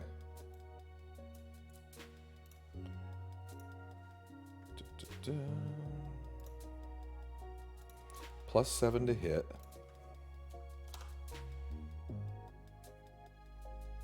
Wrong one. +7 to hit. Reach 150 feet. One target? Yeah, okay. 46 damage.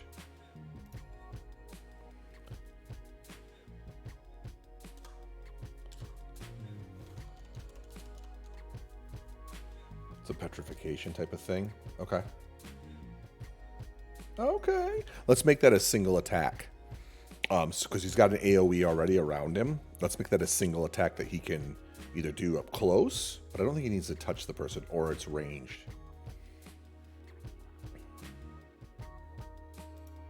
What is the average of 4d6? 18? Yeah.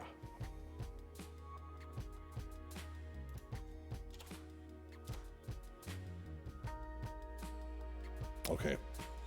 12 is average? The fuck? Oh, because 2d6. Duh. 46. Yeah, I don't know what the fuck I was talking about. Sorry. Okay, cool. 150 feet. Okay. Hurl Flame. Ranged weapon attack. Okay, hold on.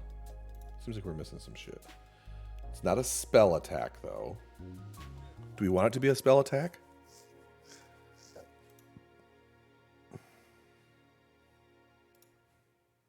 No?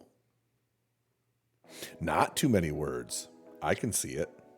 Can you see it, V? I can see it. Yeah, he isn't a magic user. Okay. Hurled weapon attack, ranged weapon attack.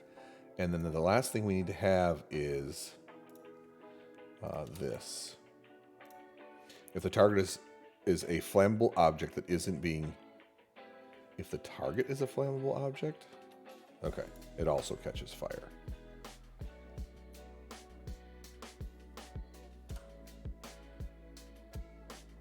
Okay. We're going to take away this because I don't think we need it.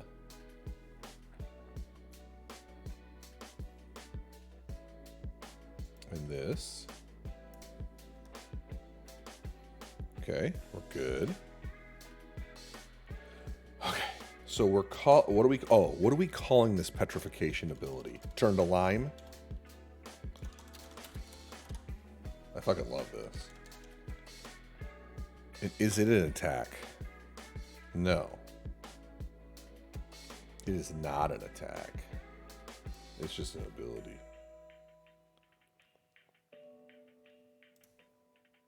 Limification? That's not a word. To limify. Limey Louie. Limey Louie. Shut up, you're not a word. Your face isn't a word, Julie. I hate you. Good night, Scroll Keeper. Let me give you a shout out before you go. We're almost done here. Cool. Alright, so we just delete this. Okay. This is ugly. This is an ugly attack.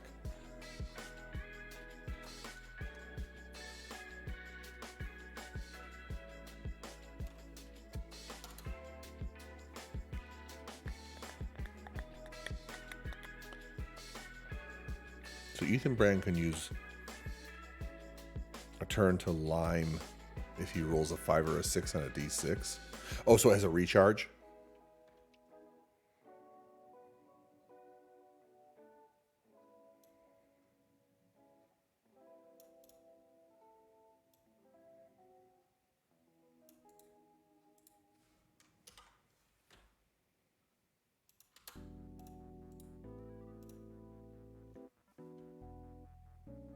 Yeah, I think so too. I think so too. Or he's too evil. All right. All right, here we go. Turn to lime. Ethan Brand can force a single enemy to make a DC what con save? 14? 12? Saving throw. If Ethan Brand isn't incapacitated and can see the creature. Yeah, I like that. Start with a 12? Okay.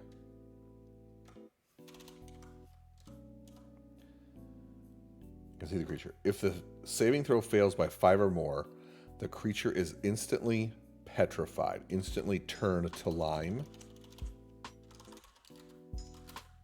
into a statue, not stature, made of lime. Use petrified? Because it has meaning. Okay. Right.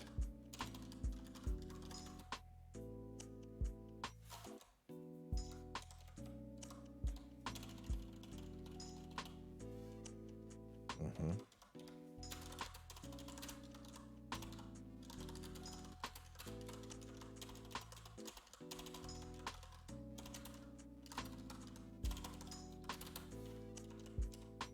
Otherwise, a creature that fails the saving throw begins to turn to stone and is restrained.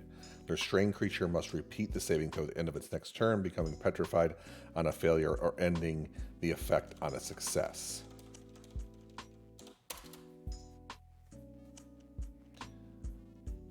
Yeah, so here's what I've got so far, V. Ethan Brand can force a single enemy to make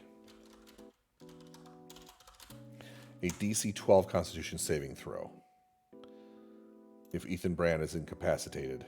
That's not what I want. Isn't incapacitated.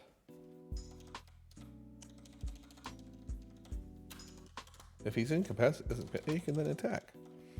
And can see the creature. Single enemy. Okay. We're going to do...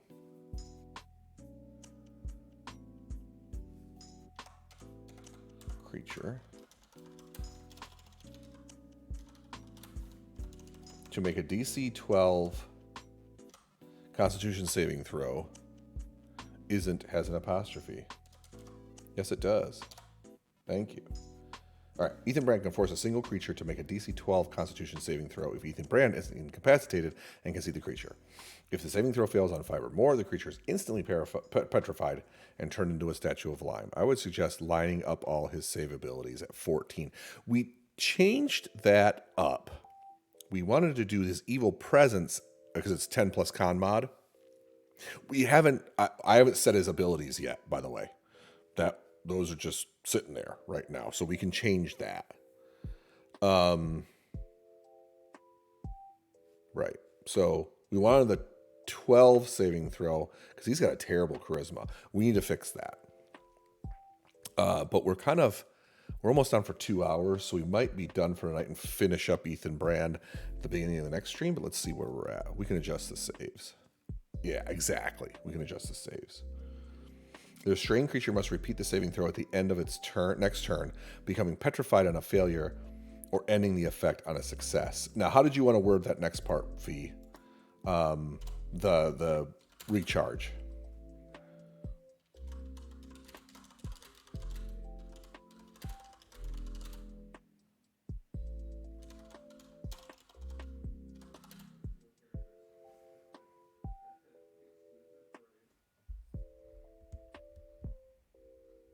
Okay. Oh, I got you. Okay.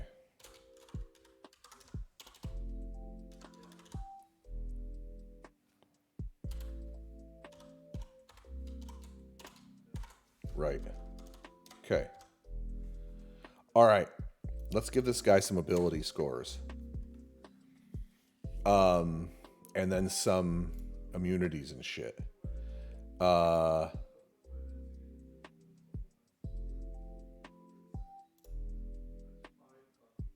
Okay. High intelligence? Yeah. Yeah, he's got to have a high intelligence. I agree. Let's go arrow up here. Okay, so like an 18 int? Yeah, it makes sense. So that would be a +4. And then strength? Low average wisdom? Okay. Make it like a 10. Which makes that a +1, I believe. Or is that a 0?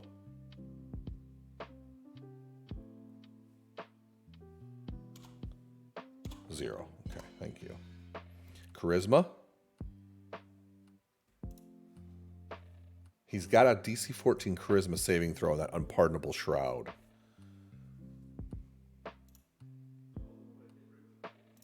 Horn Devil has a 17 charisma.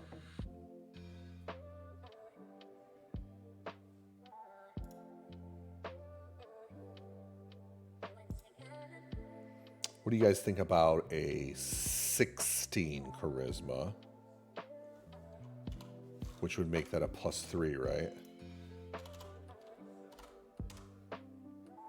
Which would make the evil presence, no. Which would make this a DC 13, above average for sure. Yeah. Which would make his unpardonable shroud a DC 13 charisma saving throw. Wisdom is low. Yep, okay. So would that be a DC 10 wisdom saving throw for his evil presence? Okay. I don't think that's unfair. It's a fucking persistent effect. Not necessarily. Why, Asmo? Help me. I'm waiting for Asmo too. Oh, I gotta take notes. Okay, got it. That's fixed. Because charisma is presence. Agreed, but we have it currently as a wisdom saving throw.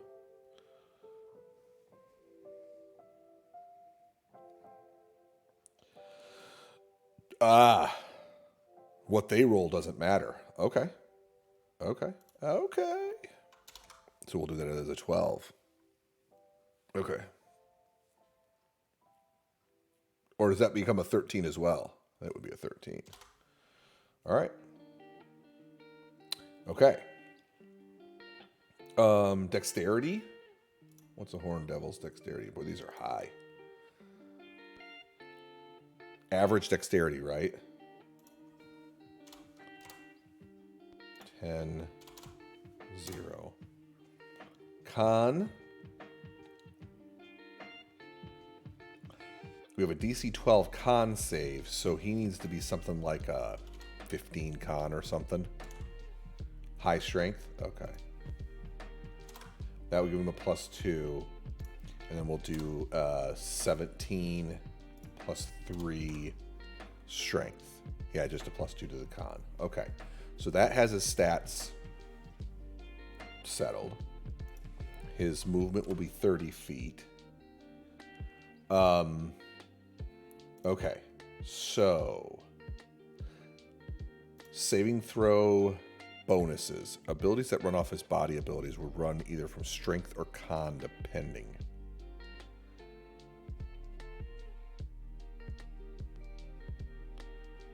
Presence run off his charisma. Okay. Presence, shroud. Okay. I'm okay with that. But okay, so what would his ranged weapon attack be? What would the plus be on his ranged weapon attack? To hurl flame. He has a +3 strength. Range would be dex base, which is currently a 0. So I think it's a 5, right? Right, he would get proficiency. I think it's a 5 to hit. Or he just chucks it out there, hucks it out there. So that would make it that'd make it a 7. It's like hurling a brick. Okay. So proficiency plus strength makes it a 7.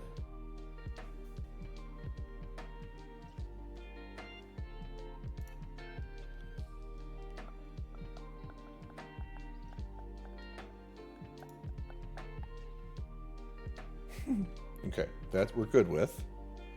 What is the strength of a Horned Devil? No, so it's not a 7. It is a 6. Okay, cool. Okay, now, the dog's barking in her sleep.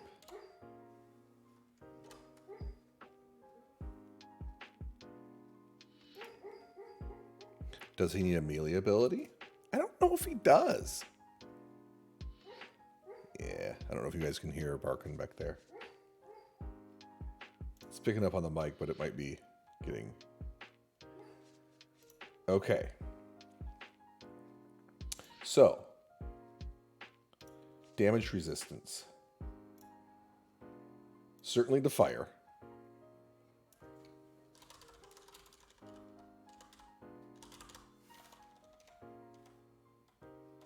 Is a slam attack. He's a little dude, though. Let's see what these guys got.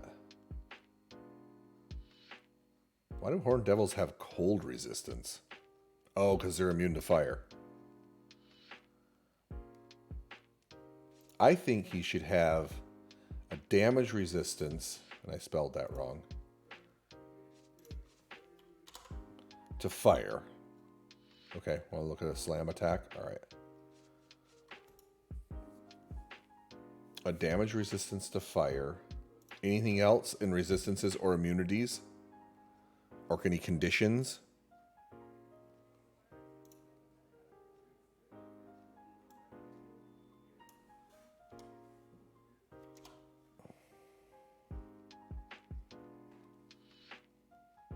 Immune to being frightened? I can do that. Yeah, I think that makes sense. V. Condition immunities. Frightened. Come on, you. Come on.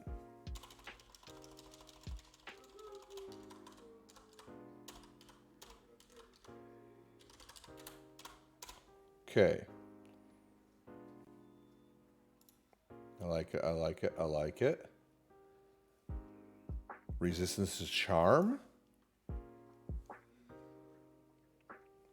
Got an extra E in frightened. Yes, I do.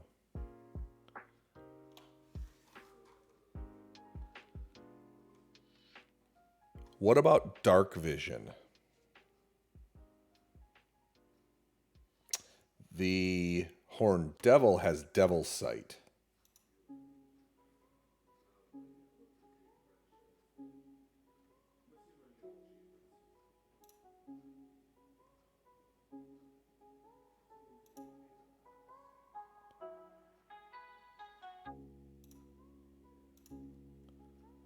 This passive is going to be 12. None of that? Okay. So, just passive perception of 12. Languages, common, and because they think he was an infernal. What do you guys think about that? Yeah, infernal. Agreed. All right, what CR rating are we going to make this dude? Because that's going to help us determine hit points and armor class. Then we should be good. Oh, we need to add an attack. He doesn't fly.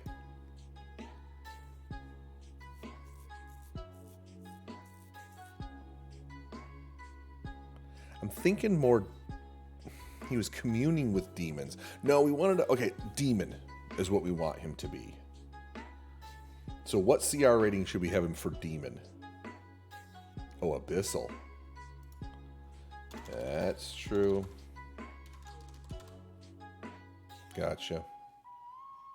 He feels CR 10-ish? Yeah, I think you're right. I agree with that. Okay. CR 10. What is the XP for a CR 10?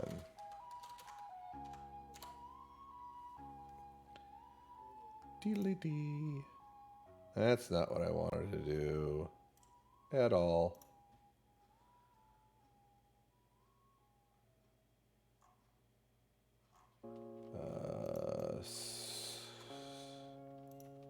CR to XP chart.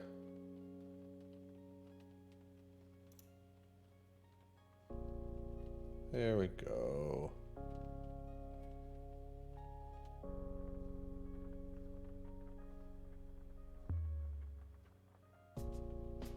What is this? What is the CR10's XP?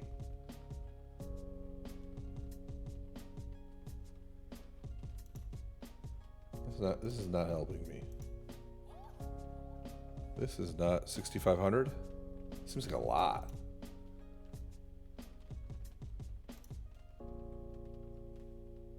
That's complicated. Great. CR11 is 7,200. Okay, let's do 6,500. Just call it that.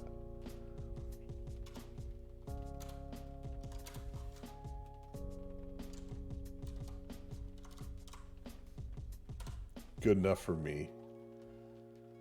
All right. So if they are CR10, then how many hit points should dude have? Let's give him an armor class of 17. Natural armor.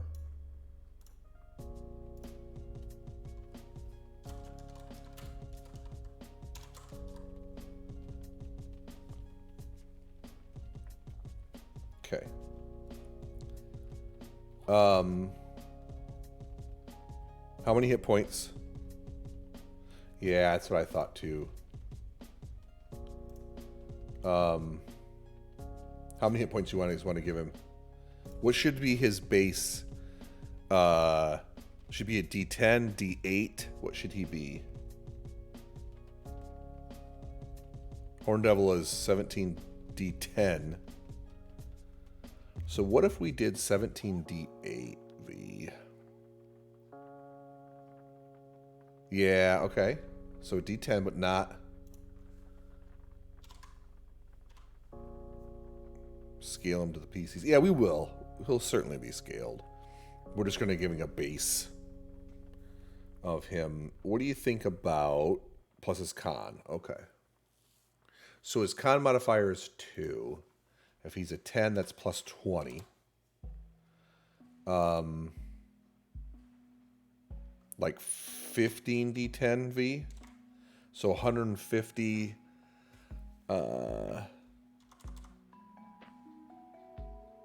plus 20.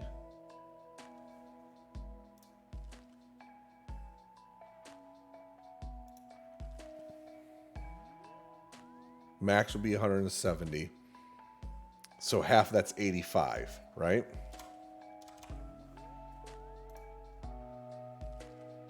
Okay.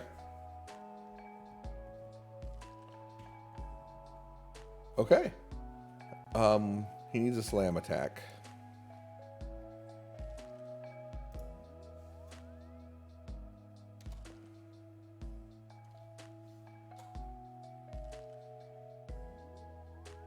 Last but not least, he needs a slam attack.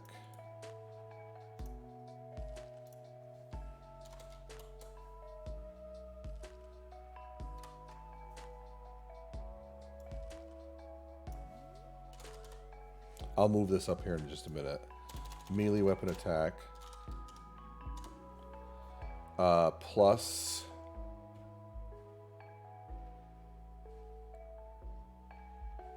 +7 to hit. Reach 5 feet. 1 target. How much damage do you want it to do, V?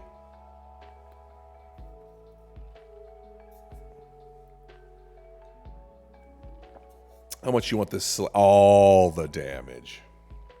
TPK.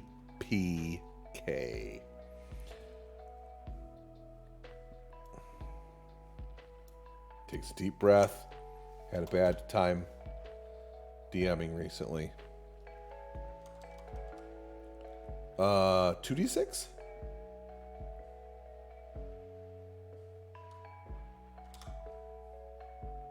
$2d8 plus 6? I like that. 6, which makes it 16 half is 8, 14.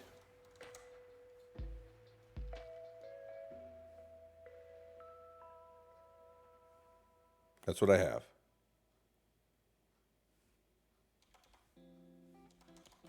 All right, and let's move slam up, because that's usually, it goes melee first.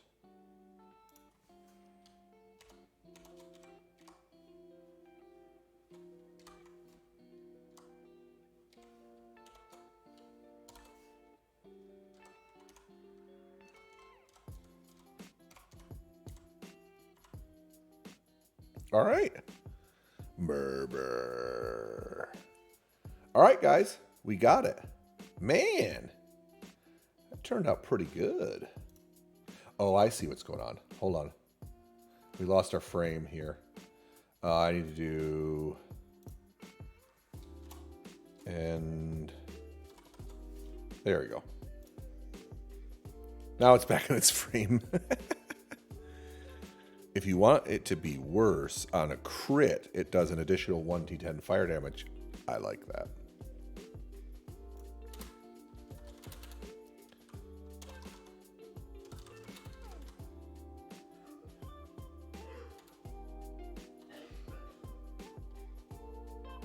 Five or 1d10 fire damage. I like it a lot. Okay.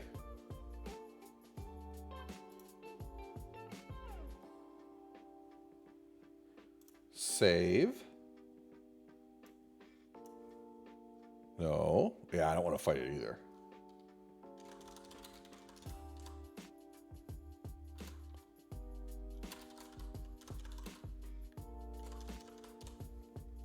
And I will upload that to the... Can I save this? Save it where? Oh, I guess I just saved it. It's done. I don't want a shard axe to fight it. Bruise. No title.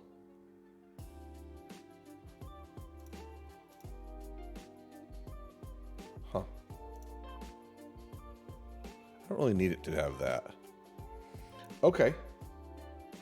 Yeah. So there it is, kids.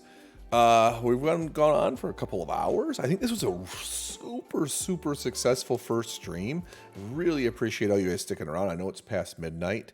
We're going to try to find somebody to raid here.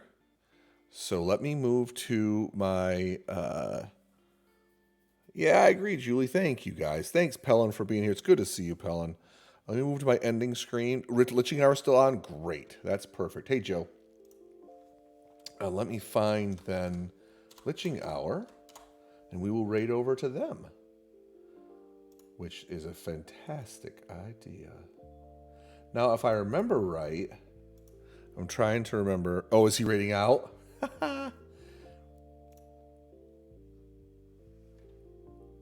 He's raiding out. Can we catch him, Joe, you think? Fuck it, yeah, we can catch him. All right, here we go. Raid. And then the Litching Hour.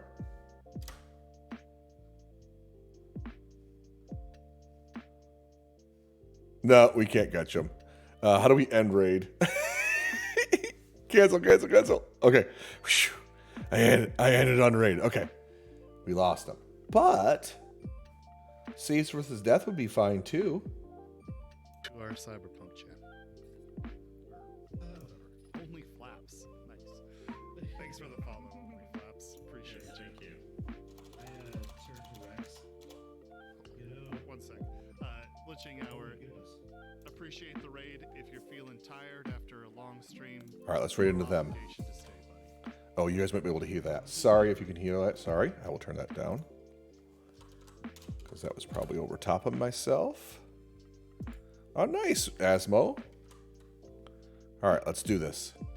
I got to fix the raid. It's a super fast raid. I will see you guys. I am going to stream on Tuesday at 9 o'clock Eastern Standard Time. And we're going to do this again. I don't know who we're going to read just yet, but probably Rip Van Winkle. I'm feeling some Rip Van Winkle. So we'll raid out, and I will see you guys on Tuesday. Thank you guys so much for being here. Here we go.